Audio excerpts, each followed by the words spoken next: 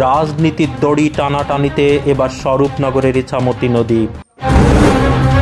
উত্তর 24 পরগনা জেলার বসিরহাট মহকুমার স্বরূপনগর ব্লক।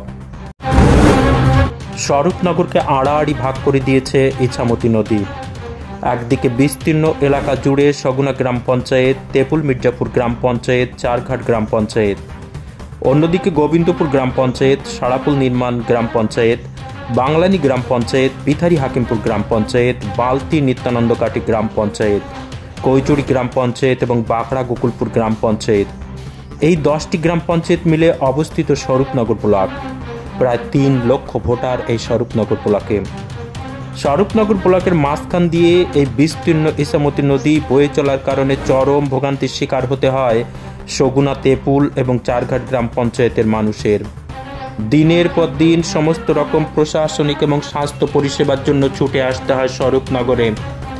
বড়সড় সমস্যা ঘটলে 8 কিলোমিটারের পথ, প্রায় 30 কিলোমিটার রাস্তা ঘুরে আসতে হয় তাদের স্বরূপনগরে। স্বরূপনগরবাসীর দীর্ঘদিনের দাবি ইছামতি নদীর উপরে কংক্রিটের সেতু।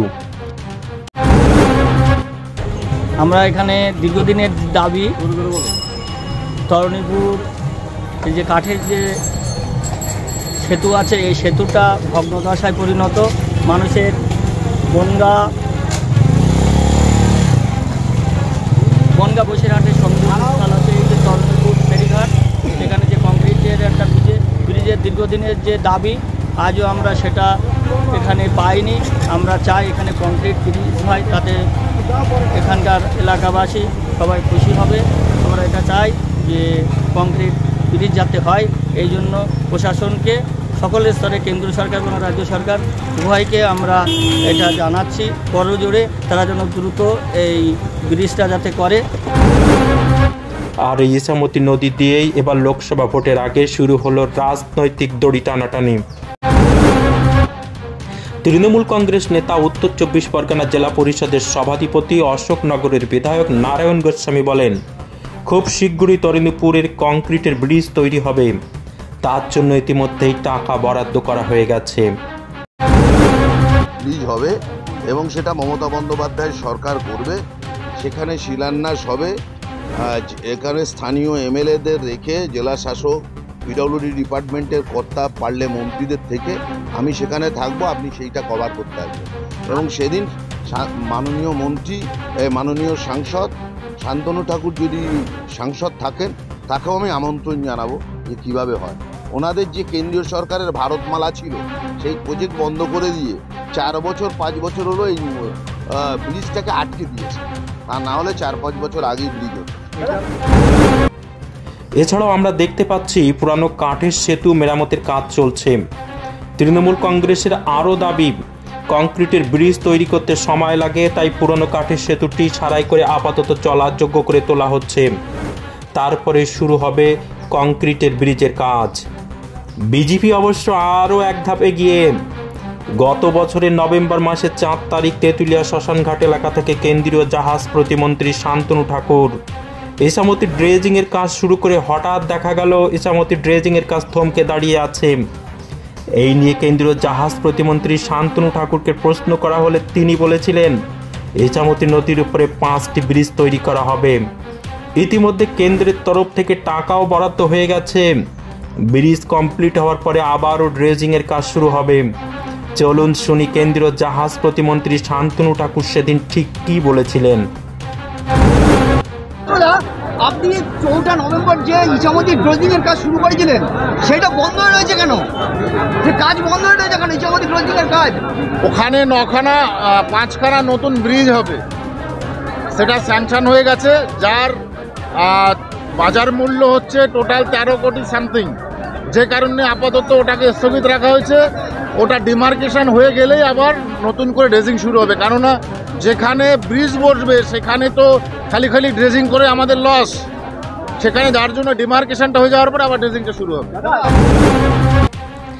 এখন প্রশ্ন হচ্ছে, আসলে কে সঠিক কথা বলছেন, কেন্দ্রীয় জাহাজ প্রতিমন্ত্রী নাকি উত্তর 24 পরগনা জেলা পরিষদের সভাধিপতি?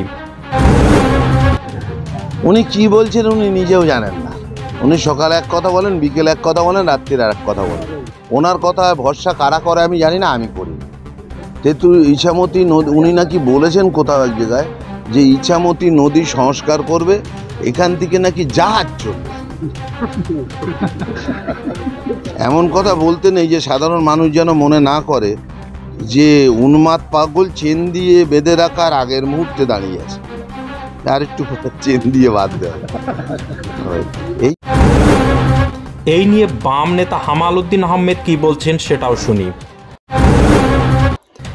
বাম আমলে 2009 সালে ক্ষিতি গোস্বামী মন্ত্রী তৎকালীন সময়ের তরণীপুরে ইছামতির উপরে কংক্রিটের ব্রিজ উদ্বোধন করেছিলেন, সেটি বাস্তবে রূপ পায়নি। বাম নেতা হামাল উদ্দিন আহমেদ আরও দাবি করেছেন 2011 সালে তৃণমূল কংগ্রেস ক্ষমতায় আসলে সেই টাকা কোথায় গেল। আসলে লোকসভা ভোটের আগে এটা আরও একটা চমক। বক্তব্য, তরণীপুর বেড়িগোপালপুর ইছামতি নদীর উপরে একটা কংক্রিটের ব্রিজ সুনির্দিষ্টভাবে ঘোষণা করতে পারছে না কেন তৃণমূল এবং বিজেপি, এই দুই সরকারকে আমি বলবো এটা নিয়ে একটা রাজনীতির খেলা হচ্ছে।